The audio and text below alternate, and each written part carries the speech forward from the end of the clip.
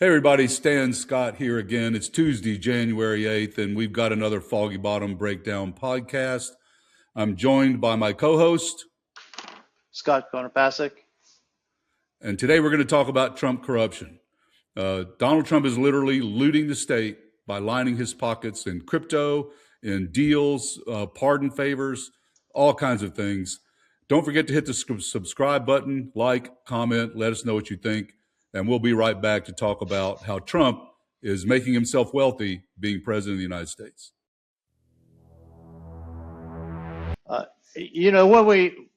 The way you just used the term corruption kind of implies that it's for profit. It has to do with money. And we've been talking about a lot of the things that the Trump administration has done as being corrupt. And certainly that it meets that definition. But I think we may have moved past corruption. What we're talking about now is not the exception, like corruption is an exception. This kind of behavior is becoming the rule. It's becoming the norm. It's becoming what everyone expects. And it's kind of like Trump and the administration are going to do whatever the heck they want to do until someone stops them. And they're kind of going, neener, stop me if you can. And it's kind of like all the playground bullies got loose on the playground, and the principal and the teachers and the recess monitor all took a lunch break or something. And it's like, it's just like a bunch of kids just trying to get away with everything they can. Some of it is for enrichment. Some of it's just pure power. Some of it is vengeance and paybacks and punishment. But to call it corruption, to continue calling it corruption, I think really misses the boat in terms of this is what's becoming the new norm for America. This is what we expect. This is what and we're getting it, and we see it every day. And every day we say, well, it can't get any worse, or one of these days he's going to show himself to be an authoritarian. But hey, people, this is what it looks like. That happened a long time ago. It's not in the future.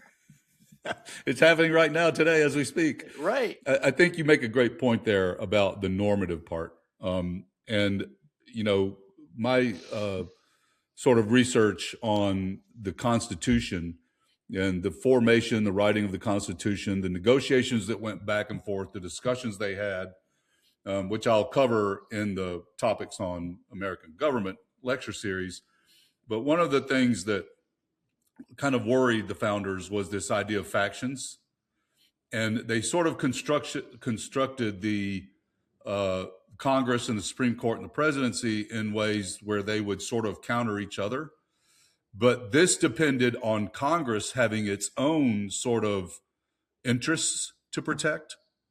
Right. The founders talked about that a lot in the Federalist Papers and the debates on the Constitution, that Congress would want to protect its own power, its own interests, and that they would counter the president when the president got too powerful. But Madison and Franklin both were worried about factions, political parties that would sort of create a new power center. And that's kind of what we have, where the Republicans in Congress basically are letting Trump get away with whatever he wants to get away with, because it's sort of in their interest as well as a political party, not necessarily as an institution, right? Right. It's where it's like loyalty and fealty to the parties trumps the loyalty and the oath that they take to the Constitution. That Republican congressmen and women are more loyal to Trump and the Republican brand than they are to the jobs that they were elected to do. And this didn't happen overnight. This has been happening over a period of about 20 years. It's really kind of accelerated in the last 5 years, which ironically, today is the 5th year anniversary of the January 6th peaceful picnic at the Capitol building. I think that's how history in a couple of years might might be portraying that if all the indicators of Trump sort of purging the historical record and are true. But anyway, I think it's worth noting that today's the 5th anniversary, and the guy who was responsible for it is now the president and is rewriting that history. Another just another example of how we've normed what previously would have been considered outrageous and unacceptable behavior. Well, the Constitution does include quite a few ways to sort of subvert the sort of democratic process.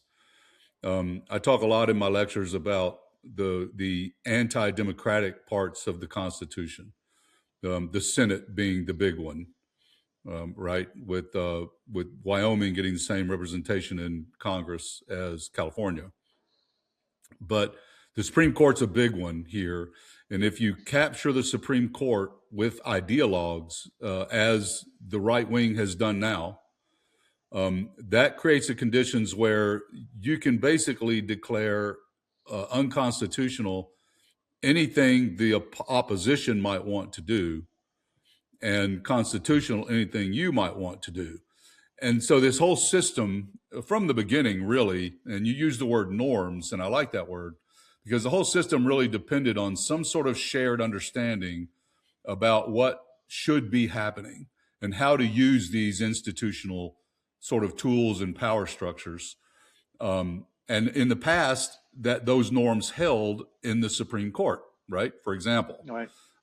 You would have even ideologues on the court would at least attempt to base their arguments in some sort of constitutional logic and precedence, and to some extent, what would the after effects of this ruling be, right? Would Right. it be very bad economically or politically or foreign policy, anything like that? So now that we have a regime in power that literally has no shame, and just to circle back to the corruption part, where you basically are framing corruption, if I'm reading you correctly, you're framing corruption as, corruption's when you're trying to make a nickel, you're trying to grift someone or steal something, but you're trying to sort of hide it too, right? Right. You don't want to get caught. Trying to because get there's over. shame in that. Yeah. You want to get over, like we used to say in the Army, right? Mm-hmm. But Trump's not even worried about that anymore. He's just going to do what he's going to do and dare people to stop him. And because Congress and the court are basically in his pocket now, there's no one there to stop him, unless we can intervene with an election. And I think probably would need to do that several cycles in a row for it to really matter very much, as the Biden administration sort of demonstrates. Right. So this shameless corruption, what does that look like? I mean, we've shared you and I have been talking about this New York Times thing our big article that basically put together some threads. And from reading that, it looks like, there's a lot of things going on here. The crypto thing, he gets elected, he creates a meme coin, and then people donate, basically buy the meme coin, and Donald Trump now, which jacks up the value of this meme coin, which has no intrinsic value of any kind unless people buy them. So billionaires buy the meme coin, and the value goes up. Donald Trump sells some of his, the value goes to zero, but the billionaire doesn't care because the reason he bought them was to put money in Trump's pocket. Right. Yeah. Similar with True Social. And when they had the IPO and starts selling stocks, and we got the Melania movie coming out here soon, I guess. I was sitting. We're gonna have to do a review of that one, Bubba. Yeah, I was sitting in a movie theater the other day, and the previews came up, and it's kind of like, what? Who's this Melania impersonator? Previewing this movie, and then. I realized it was her, and it was legit. And I go, "What the hell is going on?" I can't even. I don't. It's kind of become comical in a way. They're so shameless about it, and we don't react the way that we did 10 years ago. Uh, Right. and we say it's just Trump being Trump, or not we, but other people just excuse it. But I find even in my own mind, when he does some of this outrageous stuff, like saying that he's running Venezuela, it's kind of like, here we go again. It's not like, what the hell are you talking about? You're crazy. You need a mental health exam here. We don't Well, react he that way does. anymore. And the reporters and everybody cut him some slack. When they say stupid, outrageous things or do outrageous things, they go along with it because they're afraid to say this is all bullshit.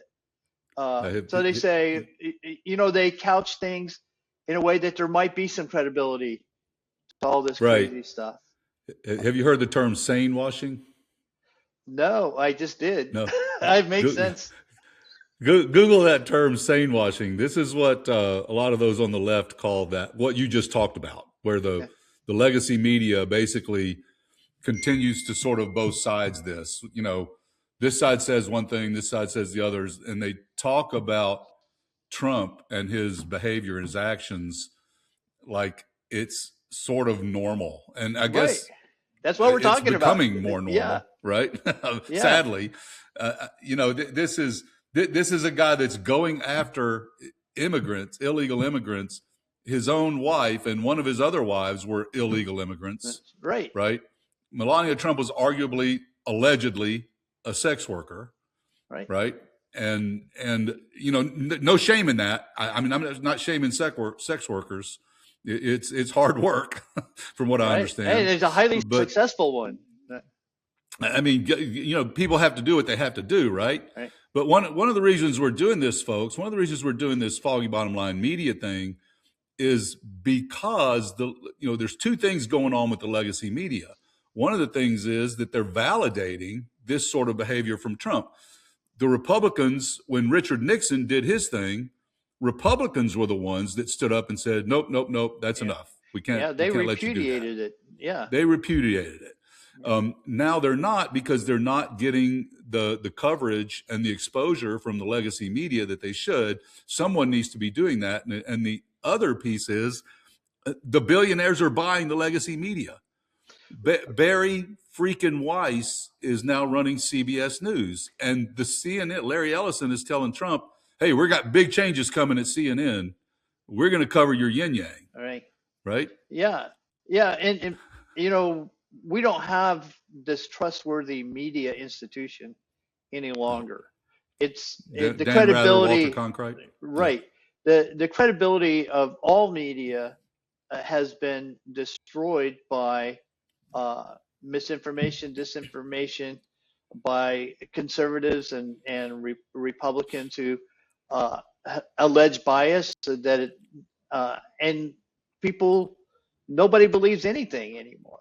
I mean, there is no credible media source. And the closest thing to being a credible, objective source was NPR and PBS, national broadcasting. And we saw what the Republicans did to that. They eviscerated it. They eliminated all the funding, trying to stomp it out.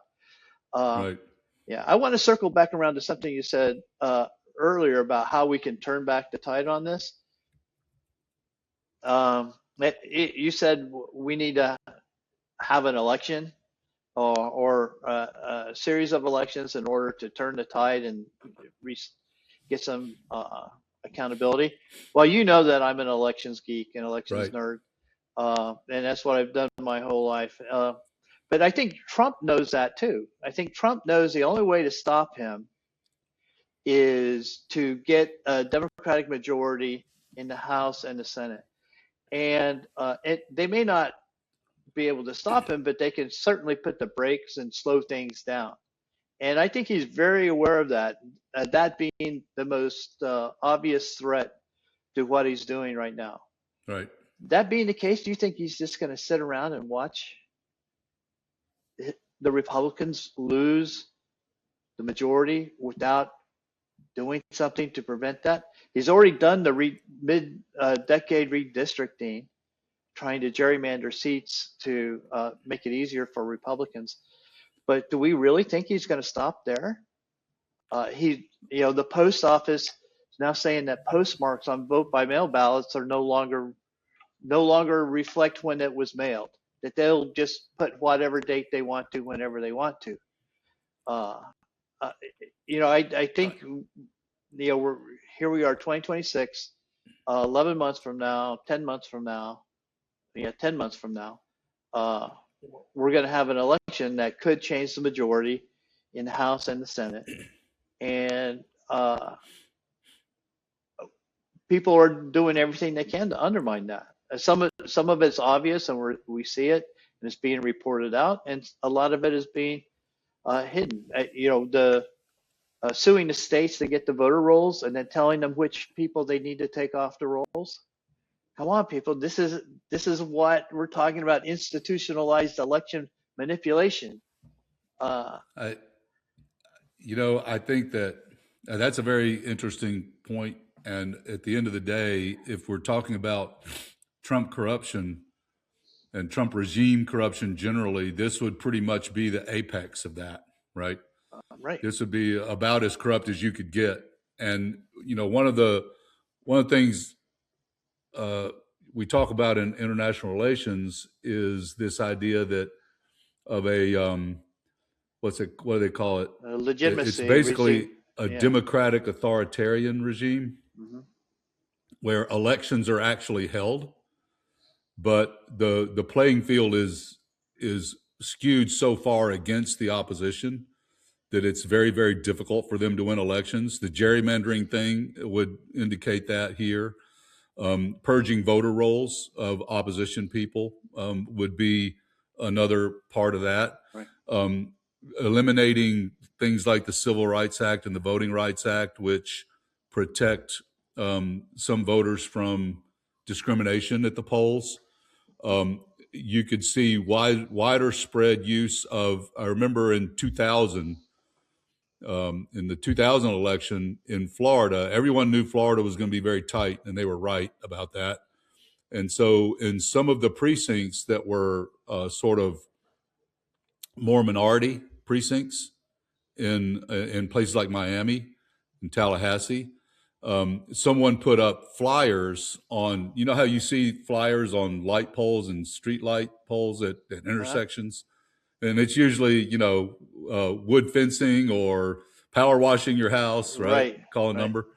Well, these were that said, some of them said, don't forget to vote on Tuesday, November 11th, which was the week after the election. Right. Yeah. That's a famous, famous anecdote of what happened in 2000. But I have a better one in 2020 that happened in California I was an election official. Uh-huh. That was the first year we rolled out ballot drop boxes to make it easier for voters to return their ballots, since everyone in 2020 during the pandemic was going to vote by mail. And the Republicans actually put a sign that said official ballot drop box on garbage cans around Southern California. Or and then in other places, they put a cardboard box up and it said official Republican ballot drop box. You got to give them points for creativity at least, but your point's a sound one, and I think that I'm not sure what we do about that besides education, because this is another example of the regime using the institutions and the rules that govern those institutions to their advantage. And, fair or not, the only way to stop that is to fight back. The good news is that the states control most of the election process, even federal elections. So, states can say, no, we're not going to do that. Part of Trump's corruption is right now, basically withholding federal funds from states that don't toe the line. and that's another piece of corruption, if you ask me, and that could Right. be an effect on elections. I don't Right. know. You're the guru. So, really, the only partisan election officials, from a practical perspective, that exist across the country are secretaries of state or the state electoral boards or whoever Hmm. at the state level uh, oversees elections is partisan. And up until just the last 2 or 3 years, uh, the people in those positions uh, acted did not act or perform their duties in a very partisan way. But they've been replaced.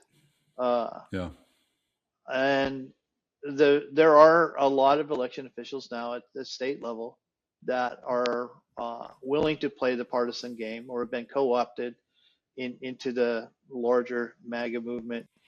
There are lawsuits that the federal government is filing to disrupt voting.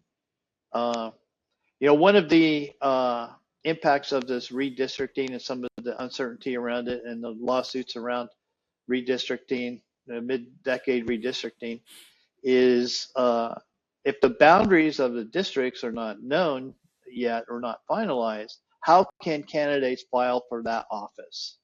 Right. Uh, it's less of a problem actually in Congress because it's not a constitutional requirement that that a congressperson or federal officer live in their Hmm. district. But you don't know which voters get to vote on that candidate.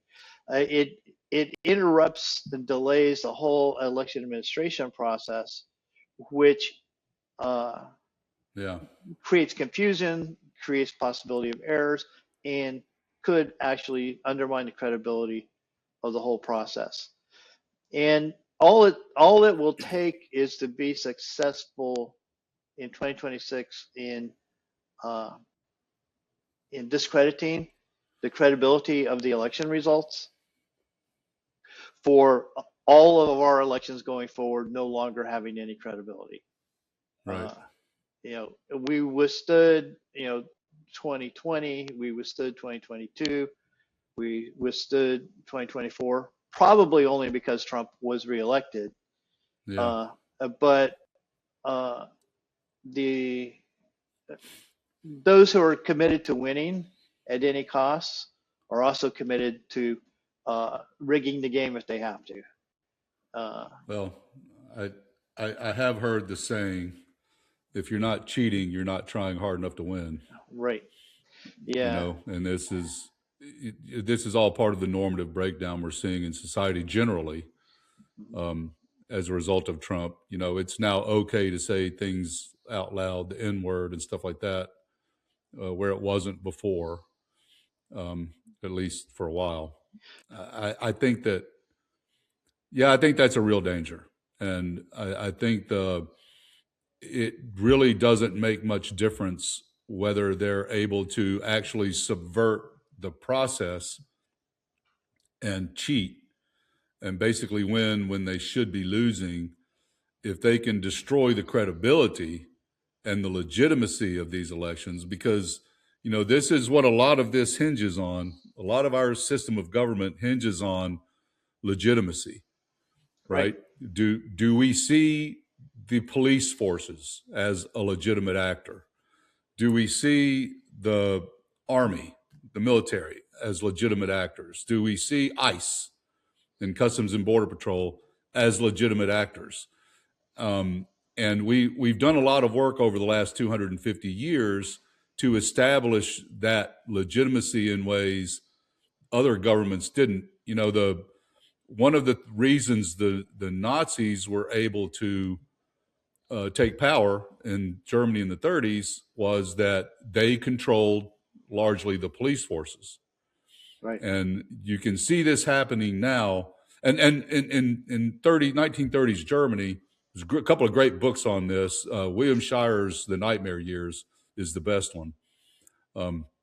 But these people, these thugs, these brown shirts would just go around and snatch people off the street, take them to a house and beat them, for a couple days and let them go.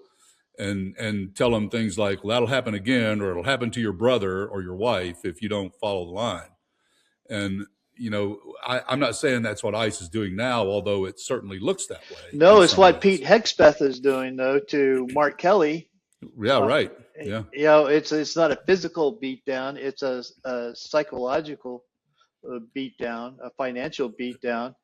This is what happens if you stand up to us. We're going to publicly embarrass you and punish you and take your rank, your dignity, and your retirement away from you. And for those of you who are not up on the Mark Kelly thing, we did a podcast on this some weeks back where Kelly and some other Congress people basically told military people, you do not have to disobey unlawful orders. And we talked about that for about half an hour. And if you want to go back and look at that podcast, that'll give you some background on this. But yeah, Hexbeth has done that to Kelly, and in a world where the institutions are functioning correctly, that can't happen. Yeah, it would never happen. It would never happen. But these institutions are breaking down. The courts are not really basing their rulings on judicial logic and the law, the black letter law, and and on justice. They're basing their rulings on what does Donald Trump and this regime want. We're in a dangerous place, America. We're in a very dangerous place here, and we have a president who ran as a peace president. He ran as no more wars. We're going to stay out of wars. But he just invaded Venezuela, captured the president, and took him to New York for arraignment. And they say that, I don't know, I read an article this morning that Maduro was surprised to see how many rights he has in the U.S. court. Right. That surprised him. Well, sure. But at least for now. Yeah, but why does he do that? And part of it looks a lot like a mafia boss. Here's Exactly. a rival boss. I'm going to take you down, and then tell all your capos, follow me, or the same thing will happen to you. And right? Yeah, and I want your oil and part of it's about enriching his billionaire Pizos, like this guy. I think it's Springer's his name. He runs oil company Citgo. He has a bunch of refineries in the Southeast U.S. that can only process this big, heavy oil. So potential for lots of money to go into his pocket. And guess who he's been giving money to? The Republican Party and Donald Trump. So this is blatant. I'll keep using the word corruption, even though they're not trying to hide it. They're breaking these norms. They're tearing down our institutions, and they're really creating the conditions for sort of what these billionaires have been trying to construct since the 30s. The wealthy people is what they call a techno state, where technicians, engineers run everything. And folks, I'll be talking about this week on the What the Right Looks Like show. Right? They're trying to create a situation where the oligarchs, the big billionaires, Elon Musk and Peter Thiel and those guys are basically running everything. And the state no longer has any power. And to do that, they have to tear these institutions down. Right. I remember in 2016 when Trump was first elected, and he had said some outrageous things, and he was going to do this and that. And I took some comfort in thinking, our institutions are strong, and we have highly capable federal employees and processes, and there are adults in the room. And so we can weather this, we can withstand this. But our institutions have been so weakened, and we've become so inured to the outrageousness of what we're seeing and hearing, that they're crumbling before our eyes. Elections and the Constitution were designed to be the instruments of peaceful transitions of power. Right. And we've been talking about how the Constitution is constantly being undermined and how our elections are in jeopardy of losing their credibility. Uh, so if we lose those peaceful means of transitioning power, what are we left with? What follows? And Americans really need to wake up and stop thinking this is all, even the worst case scenario will happen in the future. No, the worst case scenario is happening right before our eyes. Uh, You talk about adults in the room, and there were some adults in the room, during his first term. I mean, I'm no what was his name, Bennett. I'm no James Comey fan, and who was the he had it as Attorney General there at the end. I can't remember the name. Old Republican, old school Republican. Can't remember. um, um, Um, Bill, Bill Bent was it? Wasn't Bennett? It was and yeah, I I know forget. It doesn't matter.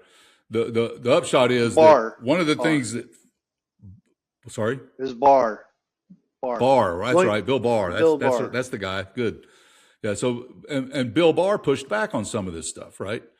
But the important thing one of the important things he's done the second term is get rid of the adults in the room, as you called them, and hired people like Pete Hegseth and Pam Bondi and Kash Patel, who completely incompetent, just totally incompetent people, no business in Right, these jobs of any kind.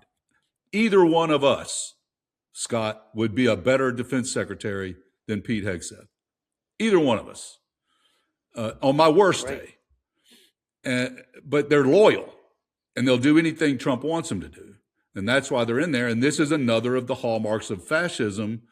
The scary part, though, Scott, is that 77 million Americans apparently think this is all a good idea. Right, or they did a little while ago.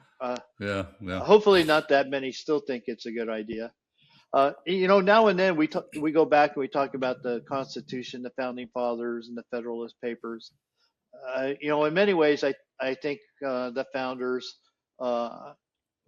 saw this happening uh, in the future, and they tried to insulate uh, the country against it.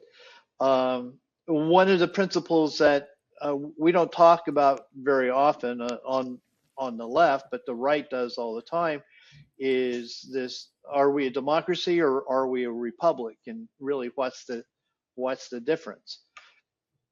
mm, And the Republicans insist that we're a republic, and the Democrats say this is democracy. Um, and the difference is that in a republic, uh, a smaller group of people makes the decisions for the larger group. Now, they may be selected in a democratic way to be representative, or maybe not. But this group of people has a sense of morals, a sense of ethics and character that was superior to that of the right, masses. We see that in having a Senate, in having the House of Representatives. We see it with the Electoral College. We see it with uh, the election of the senators initially was done by state legislatures rather than right, the people. We see it in who got the vote and who didn't get the vote at the founding. Uh, right. so the founders recognized that for our form of government to be successful, we needed moral, ethical people and leaders. And they equated that to class, uh, which is why we got the institutions out of it that we did. But even when we broaden the participation and we do make it more democratic, our form of government still relies on the moral fiber, the moral character of Americans collectively. And when we fail to uh, elect people who have that moral character, that moral fiber, it, we can expect the erosion of our form of government. And Yep. and and unfortunately, I think that's where we're at. The capitalism and our economic system that grew up out of our form of government sort of exasperates that, because it makes us all a little bit more self-interested, self-motivated, and less inclined to look at the common good and to do things for the common good. But yeah, it is really prescient of the founders to see what we're seeing now, and to try to hedge things up against that. Anyway, Well, I'm a Debbie Downer today after all the news yeah, of you the are. last week. Where's all that coming from? Yeah, Well, this democracy republic question is an interesting one, and the founders honestly feared democracy. They were afraid of the masses, and conservatives today are afraid of the masses. Their logic being, if you let everybody vote, and if poor people can vote, then they'll just vote stuff for themselves, right? because They'll that's what basically rich vote people do. Yeah, right, right. Now, the democracy, pure democracy, really only works in very small groups, right? If you've got a, a town in 1735 Massachusetts where there's basically 60 people living there, you can theoretically get them all in the church and say, "Hey, should we switch from tobacco to corn, or what? Whatever political question they have." That becomes unwieldy with a big country like the U.S. And this country expanded so quickly.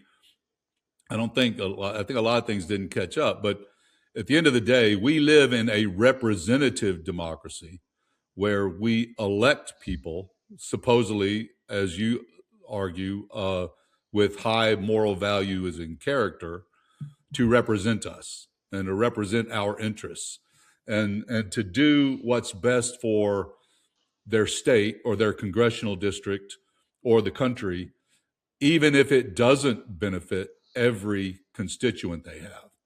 And the logic behind all this is that if you get that big group of people together in a room, they'll have these discussions about, well, we really need to help poor people, but we don't want to tax businesses too much because then they'll fail and you'll have more poor people, right? So you find a sort of a compromise. And then, like you and I talked on one of the very early versions of this show, we talked about policy, implement policy, and then watch it for a couple of years. And if it's not working, change something, right. fix it so it does, reduce those taxes, reduce the welfare payments, whatever it is. But you have to approach all this with some sort of moral and ethical basis, foundation about the value of human life, right? What we all should be doing together to help each other, Right. right? And I'm not a big religious guy, but in some ways, Jesus Christ himself said this the best, right? And it just boggles my mind that it's actually so many of Christians, it's Christian followers, that push back on the idea that we should welcome the stranger, we should integrate the stranger, we should help the poor. Having too much wealth is not the best way to get into heaven, and those kinds of things. And so where does this take us? I think, and I think we can start winding down here. We didn't honestly talk a lot about Trump corruption, but that's okay. Right. We talked about the big corruption possibility, which is the subversion of our election system, Right. which would be hugely corrupt. And that overshadows anything about, making Citgo a bunch of money by invading Venezuela, or pardons, or any of that crypto stuff. But I've read a lot about what happens after Trump. And we'll talk about this some more, folks, in a future podcast. But what happens when Trump passes away? Well, first of all, there's going to be, if you'll pardon the highly technical military term, there's going to be a shitstorm of conspiracy theories when he passes away, unless he does it in front of God and everybody, right? And that may not be too much longer. The guy's not in the best of health. But even if he just survives the term and decides he's too old to do 2028 and doesn't push that down the road, then you've got J.D. Vance or Marco Rubio or whoever follows in his footsteps. And will it be the same? Will this person without the same kind of charisma have the same cultish following that Donald Trump has? And if we can break this fever and win a couple of elections in a row, I think, and this is something, Scott, we can think about and talk about what this might look like in the future. But I think we really have to seriously consider some fundamental changes to the way we do things so this doesn't happen again. Right.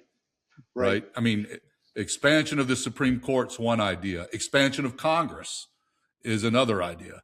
But there have to be some fundamental changes to the way we do business in this country, both business and politics, so this doesn't happen again. So we can have the steady state of progress and growth and expansion that this country saw between 1945 and, let's say, 1980, when prosperity was expanding, people were getting jobs, the technology was growing, life was getting better for everyone.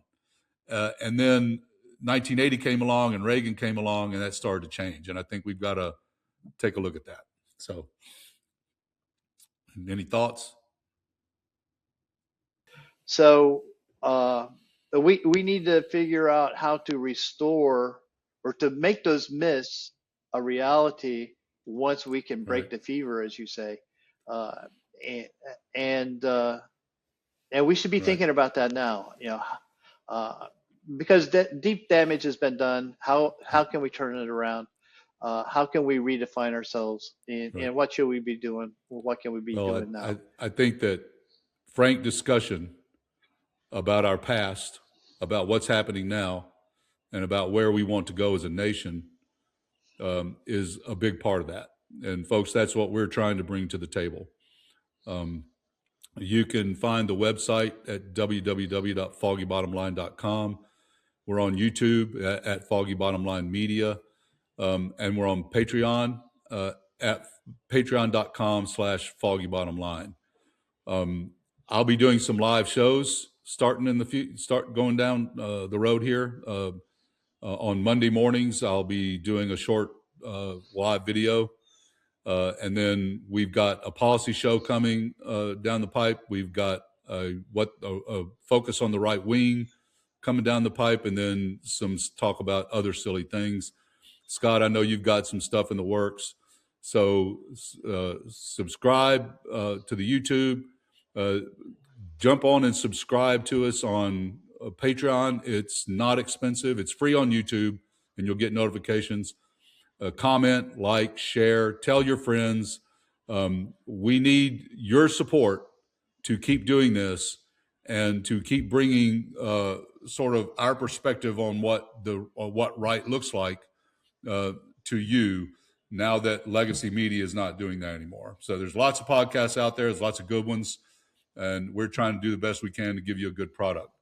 So, and Scott will be on in the future talking about elections, and that's going to be very big this year, is this election process and how that works and how they can subvert it. And I think, Scott, you're the go-to guy on that to talk about how the Trump regime could subvert the elections, crush the legitimacy, make it plain harder to vote, that kind of thing, right? So. Right. All right, folks. Right. I think we're going to close it out for today. Thanks for listening. Again, subscribe. Take a look at our content. There's more to come. 2026 is going to be a big year. We're going to expand this. We're going to keep pushing. Something has to be done about this. This is fascism in America, folks. That's what it is. And I'm not shy about using that word and saying that I am anti-fascist. I'm not a terrorist. I'm out here talking about it, trying to bring it to people's attention. So take a look, tell us what you think, and I guess we'll sign off. Scott, have a good afternoon, sir. Take care. You too. Carry on. This is Stan Scott with Foggy Bottom Line Media, out here.